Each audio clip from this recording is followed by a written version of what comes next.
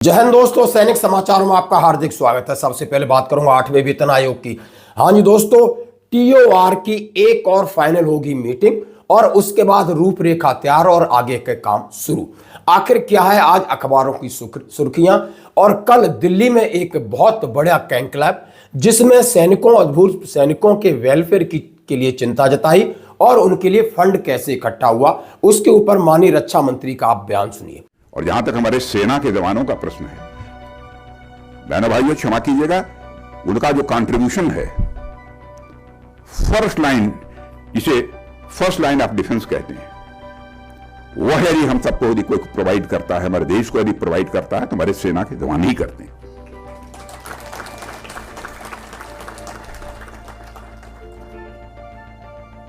और वह केवल नौकरी करने के लिए सेना में भर्ती नहीं होते हैं, कहीं ना कहीं उनके अंदर एक स्वाभिमान की भावना होती है। तो सबसे पहले मैं बात करूंगा 8वें वेतन आयोग को लेके। जैसा कि आप देख रहे होंगे, आपने स्क्रीनशॉट देखे होंगे, चाहे जी न्यूज हो, फाइनेंशियल एक्सप्रेस हो, एनडीटीवी हो, हिंदुस्तान टाइम्स हो, न्यूज 18, ईटी न्यूज, सभी ने अपनी हेडलाइंस में दिया है कि 8वें वेतन आयोग में संभावित के बाद अप्रैल में फाइनल टर्म्स ऑफ रेफरेंस बनेगा। टर्म्स ऑफ रेफरेंस में जो जो प्रस्ताव दिए हैं वो कौन कौन से मंजूर होंगे और उसके बाद आयोग के गठन होने के बाद अपना कार्रवाई शुरू करेगा। अब इसमें विस्तार चर्चा के लिए मैं बात करना चाहूंगा सबसे कि माननीय प्रधानमंत्री मोदी ने केंद्रीय मंडल के 8वें वेतन आयोग की घोषणा की, जिसमें 50 लाख केंद्रीय कर्मचारी और 65 लाख पेंशनर्स को सीधा लाभ मिलेगा।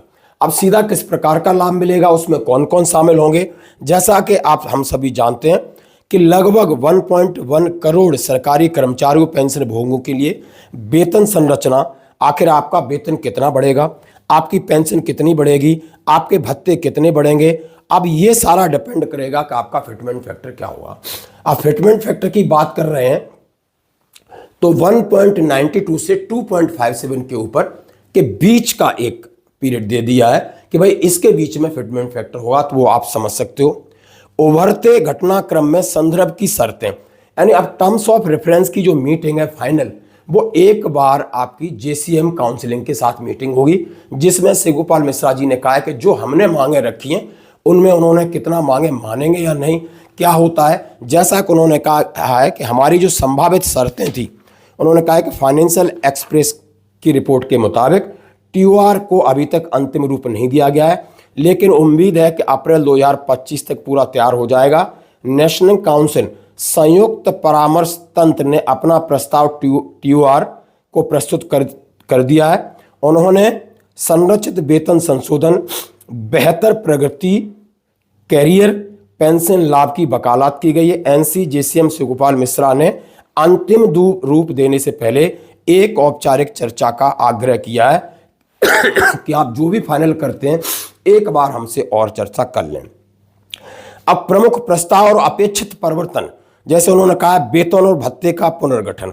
उन्होंने कहा है चाहे आर्मी पर्सन हो, चाहे पैरामिलिट्री फोर्सेस हो, केंद्र शासित के और हो, अखिल भारतीय सेवाओं के जो भी लोग हैं, उन सब का आपको ये देखना होगा कि उनकी कैरियर प्रोग्रेशन के साथ साथ और उनके लिए अकॉर्ड फॉर्मूला है जो उन्होंने कहा है 15वें श्रम सम्मेलन की सिफारिश को आपको उसका पैटर्न पर बदलने पर विचार किया गया है। महंगाई भत्ता अंतिम राहत, उन्होंने कहा जब महंगाई भत्ता आपका बढ़ता है तो उसको भी आपको विलय करने के लिए यानी मर्ज करने की बात की है। पेंशन सुधार और सेवानिवृत्ति लाभ, उन्होंने कहा पेंशन के साथ ग्रेच्युटी, फैमिली पेंशन योजनाओं में संशोधन के लिए कहा है।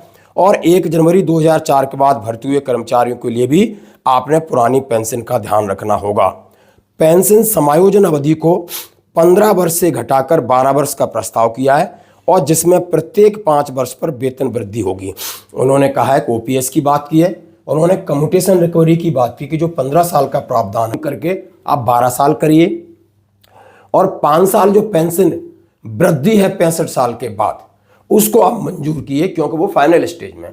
जैसा कि हम सभी जानते हैं कि 80 साल के बाद हमें 20% पेंशन का लाभ मिलता है और ये 20% का लाभ 5, 10, 15, 65, 70 और 75 की जगह मिलना चाहिए ताकि सबको ये आर्थिक लाभ पहुंचेगा। इस पर जरूर बात बनेगी दोस्तों, ये बात पक्की है। उन्होंने चिकित्सा एवं कल्याण के लाभ की बात की। 8वें वेतन आयोग के संरचना में कहा है कि अध्यक्ष संभवतः कोई वित्त विशेषज्ञ होना चाहिए और जो सदस्य होंगे वो प्रशासनिक और आर्थिक विशेषज्ञ होने की अपेक्षा है। जैसा उन्होंने वेतन आयोग का ऐतिहासिक विवरण बताया कि 7वें वेतन आयोग में कितना समय लगा था, कितने से कितना बढ़ा, 6वें से में कितना बढ़ा, 5वें में कितना बढ़ा, चौथा में कितना बढ़ा, तीसरे में कितना बढ़ा, दूसरे में कितना बढ़ा और पहले में कितना बढ़ा। लेकिन उन्होंने कहा कि 8वें वेतन आयोग की सिफारिशों से लाखों सरकारी कर्मचारियों, पेंशन भोगियों को वित्तीय राहत मिलने की उम्मीद है। वेतन वृद्धि, बेहतर भत्ते, पेंशन सुधारों के साथ ये पहल से उपभोक्ता खर्च, आर्थिक विकास को बढ़ावा मिलने की उम्मीद है। हालांकि मुद्रास्फीति के दबाव को लेकर चिंताएं बनी हुई हैं। जैसे जैसे चर्चा आगे बढ़ेगी, सबकी निगाह इस बात पर टिकी है कि सरकार राजकोषीय जिम्मेदारी और कर्मचारी कल्याण के बीच किस तरह संतुलन बनाती है। आने वाले महीनों में यह तय होगा कि 8वें वेतन आयोग अपनी उम्मीदों पर कितना खरा उतरेगा। सबसे बड़ी बात है, यानी सारी चीज आपकी सुनी जाएगी, फिर सरकार ये सोचेगी कि सरकार के ऊपर आर्थिक व्यय यानी आर्थिक दबाव कितना होगा और उसके बीच में कोई एक रास्ता निकाला जाएगा और इसी को बोलते कि रिकमेंडेशन आयोग तो देगा लेकिन फाइनल सरकार करेगी, ये बात पक्की है।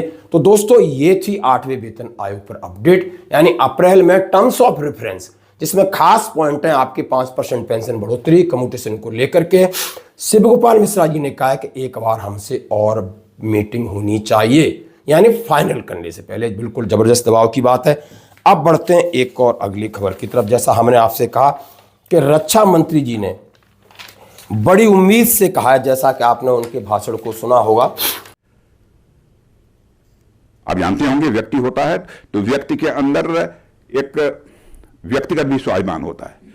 कभी कभी परिवार यदि बहुत बड़ा होता है, नामी अमीर परिवार होता है, तो एक परिवार का भी स्वाभिमान होता है। व्यक्ति के अंदर समाज का भी स्वाभिमान होता है। वैसे ही हर व्यक्ति के अंदर एक राष्ट्रीय स्वाभिमान का भी भाव होता है। यदि दुनिया की कोई बड़ी से बड़ी ताकत अपने देश की तरफ, अपने देश की सीमाओं की तरफ आंख उठाकर देखने की कोशिश करती है, उस समय हर मनुष्य, हर नागरिक के अंदर जो स्वाभिमान जागृत होता है वह व्यक्तिगत स्वाभिमान नहीं होता है, वह पारिवारिक स्वाभिमान नहीं होता है, वह राष्ट्रीय स्वाभिमान होता है। तो सचमुच हमारे राष्ट्रीय स्वाभिमान की रक्षा करने में फर्स्ट लाइन ऑफ डिफेंस के रूप में यदि कोई भूमिका निभाता है तो हमारे सेना के जवान वो भूमिका निभाते हैं। ये बात सही है, सभी शहीद नहीं होते, लेकिन यदि फर्स्ट लाइन ऑफ डिफेंस की जिम्मेदारी यहां पर है, खड़े हैं, तो कब क्या हो जाए इसकी कोई गारंटी नहीं है। युद्ध न हो फिर भी -30, -40, -50 डिग्री टेम्परेचर में खड़े ही रहना है अपने देश की सीमा की सुरक्षा के लिए, यह कोई कंट्रीब्यूशन कम नहीं है। तो क्या उनके प्रति हमारी जिम्मेदारी नहीं बनती है? उन्होंने कहा, यदि हम आज चैन से सो पा रहे हैं तो इसके पीछे सीमा पर खड़े वो सैनिक जिम्मेदार हैं। हमारी सुख सुविधाओं में हमारा इंफ्रास्ट्रक्चर, हमारा बिजनेस, सब कुछ हमारे सैनिकों के त्याग और बलिदान के कारण ही संभव हो पाता है।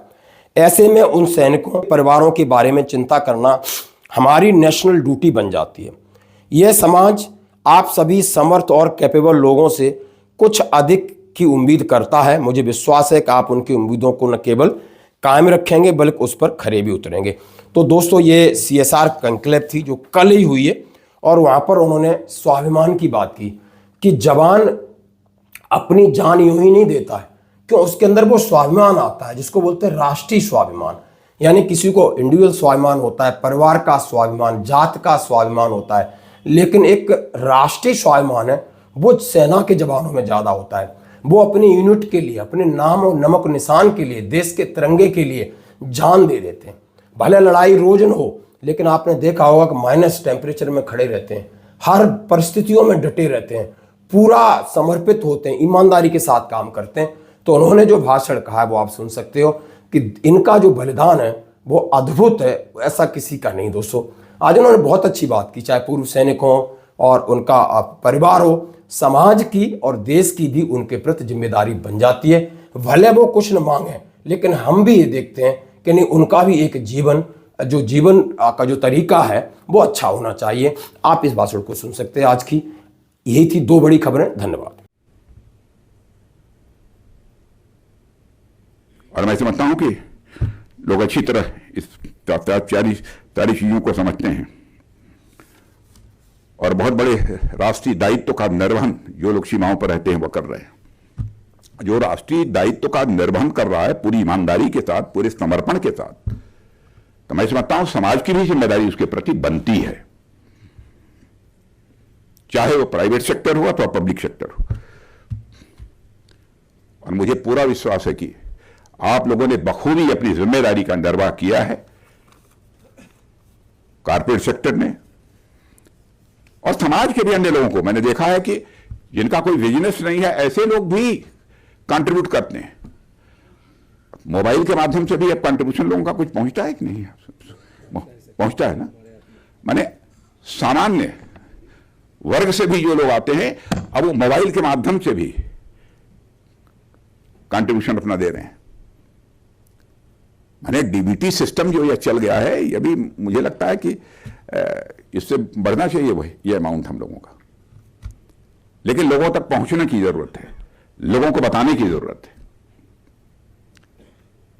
जैसे आप अपने कल्याण के लिए किसी धर्म, किसी मजहब, किसी पंथ का आप निर्वहन करते हैं, पालन करते हैं, वैसे समाज के कल्याण के लिए, इस देश के कल्याण के लिए भी हमको अपने दायित्व का निर्वाह करना है।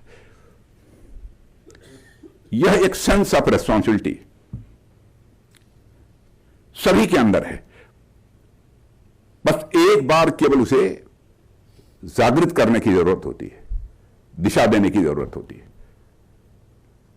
मुझे पूरा विश्वास है कि जैसा कर्नल जे सिंह ने बतलाया कि पहले कितना कंट्रीब्यूशन था, 42 करोड़ था, इस बार 75 हो गया। अच्छा, 75 कम है। 2025 में होना चाहिए, कम से कम 100 करोड़ तो होना ही चाहिए, इससे कम क्या होगा। लेकिन चलिए, इस बार नहीं हो पाएगा तो मैं मानकर चलता हूं कि अगली बार यदि होगा तो मोर देन 100 करोड़ का कंट्रीब्यूशन आप सभी का होगा।